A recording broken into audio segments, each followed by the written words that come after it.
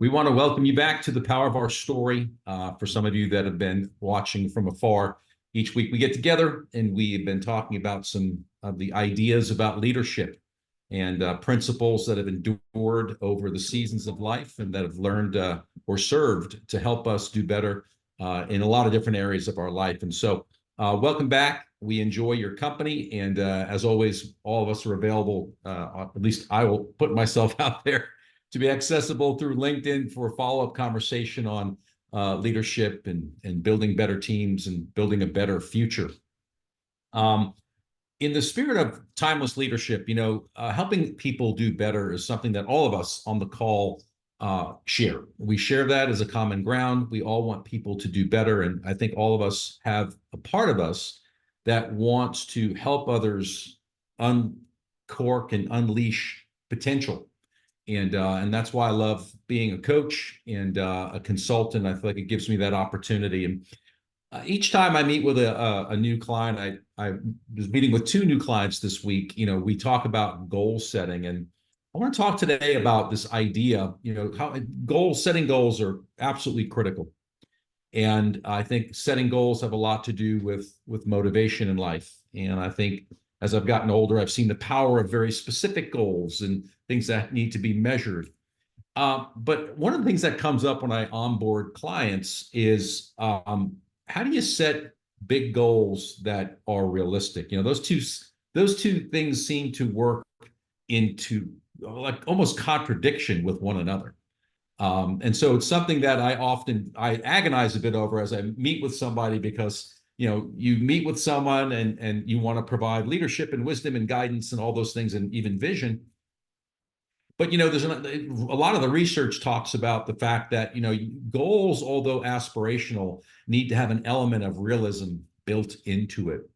And I did this exercise, which I'm going to share right now with all of you, with my clients, another client group the previous week. And I want to unpack it with you here. Maybe that'd be something that you can do that might be fun and insightful to learn, teach a little bit about yourself, and maybe help you with other people as a tool in your tool belt. But the exercise was look back, and I'm going to ask the panel here that are on the call live, look back at a recent positive event, an event that turned out well, an event that you would say that you were successful in. Can you identify why you were successful in that event? Whether it was you leading a team or your team, but something that you directly impacted. Can you articulate, was there a system? Is there a pattern? Are there ideas or mantras or beliefs that you believe contributed to your success? Was it your ability to leverage the talent of other people? Was it your ability to be curious and reach for outside sources and lean on things that you did not, that did not come from inside of you? Now, I know this is hard, top of mind. This is a very difficult thing I'm about to ask the panel here, but if you were to think back right now, any of you, on something that turned out really well, that was a real challenge for you, could you articulate why you were successful? So I want to just open that up to the group here. I know that everybody's muted. Can any of you want to jump in on this exercise and take a stab at a specific thing and to deconstruct what made you successful? Joel, I'll step in. Not long ago, it came to my attention of a project. It's called the Long Now Project. And the Long Now Project, for its timeline, its shortest timeline for the project is 100 years. So, and some of them are like 1,000 years. And so looking downrange, what do I want to have accomplished at the end of this, whenever that comes? We had a project in my work where we saw the schools as consumers of substance use prevention and not messengers and not advocates.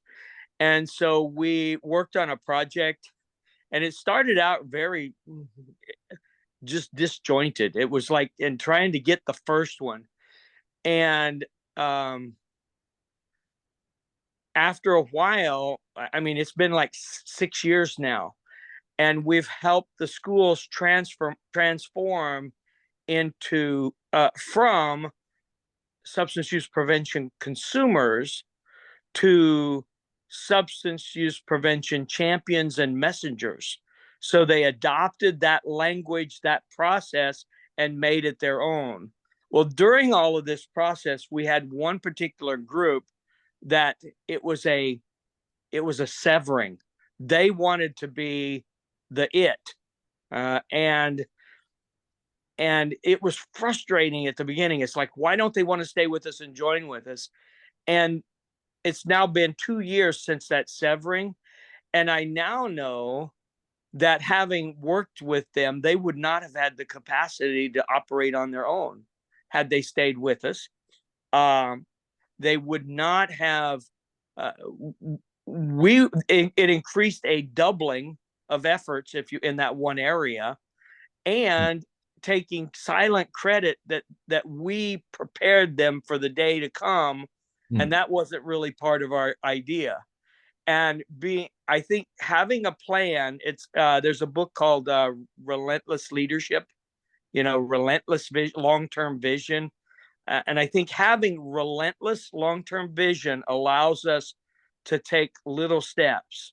And there's a saying in substance use recovery treatment, AANA, it's progress, not perfection. Yeah. That's great, Ron. So here's my takeaway from what you just shared is having a relentless long-term vision allows you to take short, consistent steps. And I would say that was so well articulated. That's exactly what I would hope if I were in a client engagement, that's exactly the bottom line of the takeaway of the exercise. That's what, part of me helping other people be successful in the future is, well, what has worked in the past, and to learn from those cues. And similar to you, so what I shared on the front end of this experience, which I didn't do with you, which I'll do very quickly now, was when I look back on the things that I was very successful with, I've always had a very clear training approach. It's structured. So I need very, very a clear approach, which you might call your clear vision. And then I've always had either a guide or an instructor or somebody that really believed in me. Well, but those two things are in place. I look back on my greatest achievements, I've always been successful.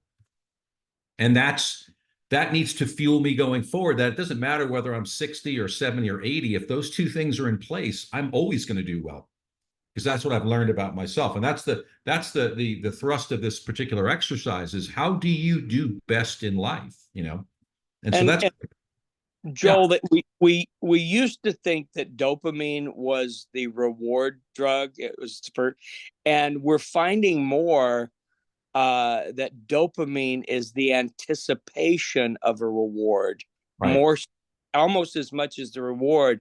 And people are doing, the best people I know do things now that they may not get to see in their lifetime, because they're looking so far down range. Yeah. And they're satisfied even if they don't get to see it. It's still great. Yeah, it's great. Well done. Well done. Other thoughts? And again, I know I'm putting you on the spot here, because this is something that sometimes takes some real conscious effort to even articulate. But is there a pattern that has helped you or does help you be successful? And are you able to articulate that pattern? Any other thoughts on that? Well, I'm going to jump if nobody's Okay. So I will say that I have a little process that helps me, and sometimes it's about my thinking, sometimes it's about my actions. And so I will say that the first, I think, like Ron, the first is you have to have a vision. For me, that's the thing. I have to have a vision or a dream or something that is important to me. Then I have to verbalize it and share it with what I call dream boosters. That means people that know me and are not going to put me down, but are going to give me some wisdom about it, because I want it I want it to be, it's important that it's also, there's an element of realism in it. There's the vision, there's the dream, but there's the people that come get you back on earth on thinking of all those practical things. I will say the point that I need in my character usually is the patience and the perseverance to develop the skills. That's great. And then the other part that I need is also the humility to learn and readjust in the process. Yeah. And then I will say another thing that helped me a lot is to sequence the goal in little steps. Love it. Love it. Yeah. So what I'm hearing is, you need a vision, you need a supportive community, and you need a mindset that attaches to a tactical plan. And that's ubiquitous. I mean, that's just smart. Those are the core elements of being successful in life. But again, the exercise is, can you articulate it? And you guys have both done really well, because again, what's going to be the bottom line at the end of the call is, well, then are you doing those things right now in an area that you feel like you're hitting a wall on? Are you doing those specific things? Because that's an insight into you. So anyway, great job. Jim, I know that you were unmiked. Did you want to jump in? Well, yeah, and I'll just piggy off of a little bit of what Baya said. Yep. I think, I think we all hit on the aspect that you got to have some understanding of what the vision is, what you're trying to do. Yep. And then you have to share it, and I talk about it, like you have to share it with not people.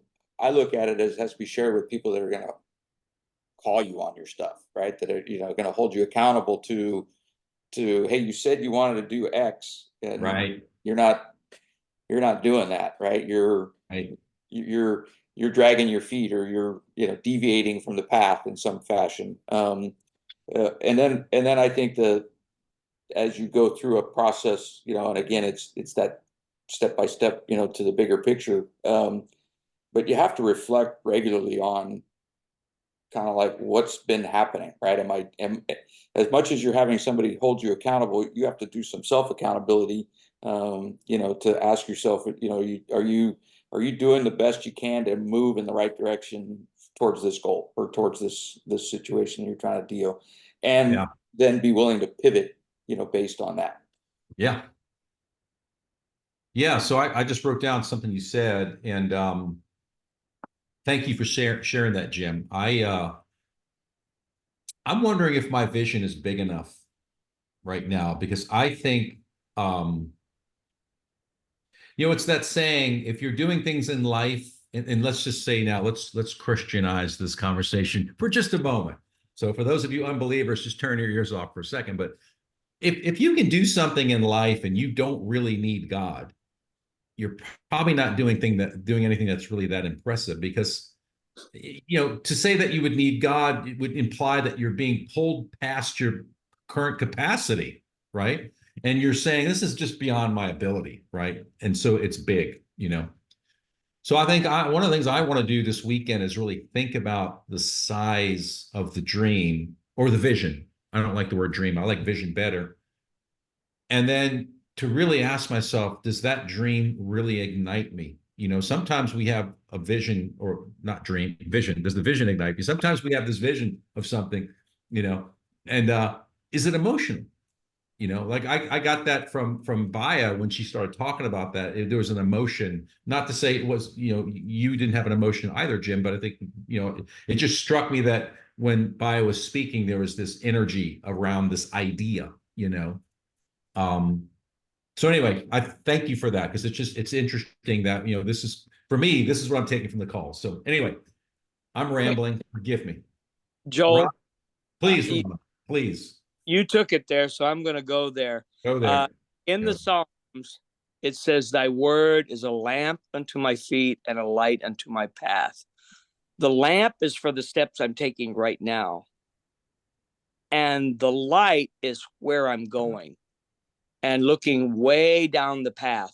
And so it might be this very, very, very faint light way at the end, but I've got to have, and then recognize if I'm misstepping, that lamp to my feet will help me understand if I'm taking a misstep now, or if there's a better step to get there.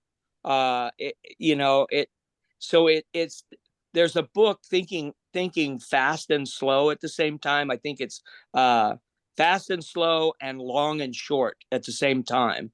And so and I'll get the book, but I think it's an ability. The best leaders, and then I wrote down right here, I have to be very keenly attuned to recognize progress. That whoa, that moved me in the direction. Yeah, we're still on the path, because it's, and to be able to celebrate that little step towards, and learning from, I developed a saying, is the step I'm taking now leads me to the step I'm going to take next. And that's kind of the idea of being able to see something, know where you're going, and even if you can't see it, even if you don't feel like it's near, that you can see you're making progress towards it, and learning to be not so tied to my path that I can adjust the path as I go. Yeah. Love it. Love it. Sarah, love it. Ron. Yeah. I think the thing that came to mind for me is if I just visualize something, like something is a pain point or something that I feel passionate about, I feel like the thing that keeps me going forward is I hold on to the outcome loosely. And this may not even be in the correct order, but these are just some things that I hold on to. I hold on to the outcome loosely. And I think of it, okay, this is bigger than myself. So that frees me. It frees me of fear. So when I think about something that's bigger than myself, I feel like it's God's project. That frees me from fear. So there's a lot of things that when I go forward, it's about freeing myself of fear, because that can take a hold, and that's what keeps me back. I think about too, being clear about what I can bring and what I can't. And that's why I'm a big collaborator. When it's bigger than myself, my ego gets out of the way, and I just want it to go well for people, for us as a whole. And so that keeps me out of fear. So it's like a treasure hunt for me to recognize people's strengths. Yeah. And that's why I do think we're stronger together. I just pull in people's strengths, and I think things can be accomplished together. So a lot of that, yeah, it's just trust, it's collaboration, it's and then keep moving forward in faith, not holding on tightly to people or specific goals, or you just keep moving forward, and a lot of it really is step by step, just kind of trusting the process. So those are some things that I think I end up kind of going forward with. Yeah, that was great. That was really well said. I wrote down visualize and then collaborate from what you shared, and then you mentioned ego. So when I did this exercise, one of the things I formalized was this thing. I actually wrote a newsletter about it this week. It was the concept of best effort versus dangerous ego, and how I framed that terminology was, like, I use the illustration of racing a motorcycle, which is very high risk, flying an airplane, jumping out of an airplane.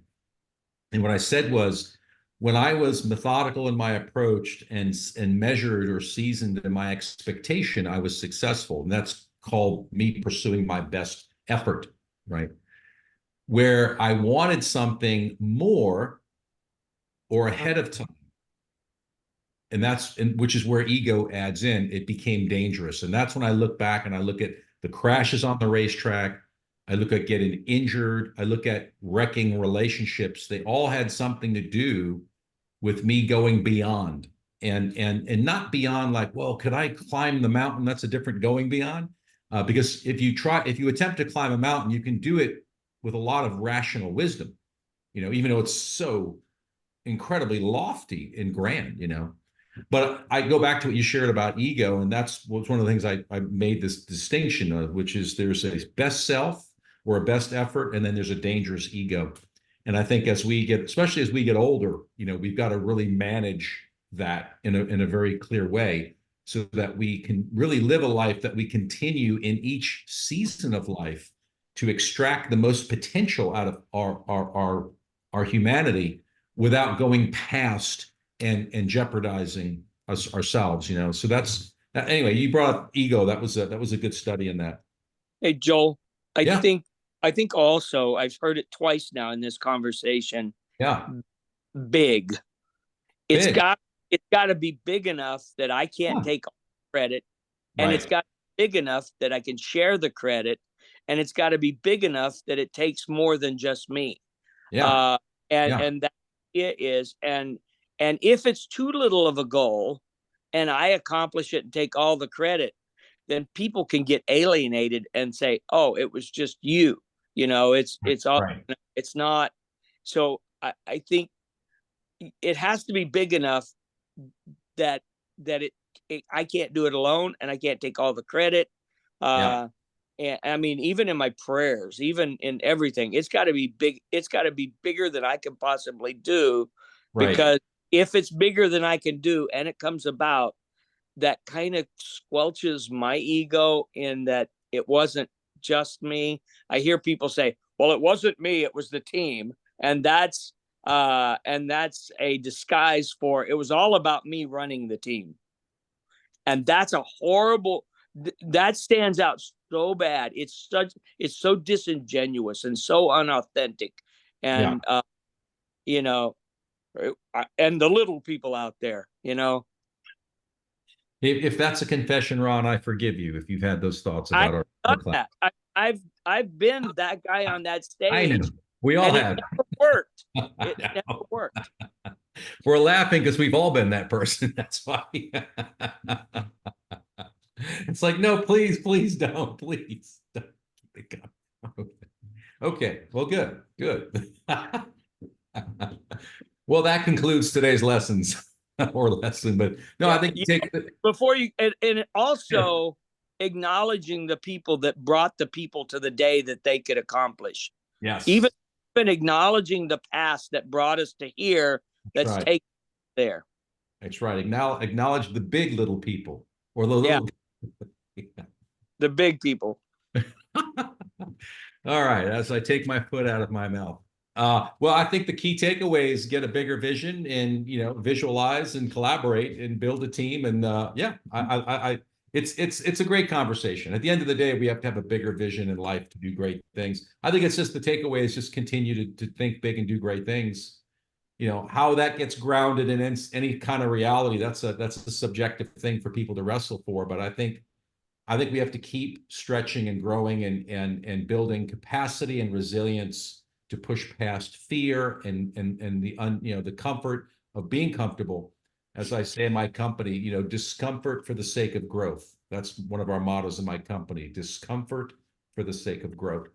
So anyway, great being together. We'll see you next week.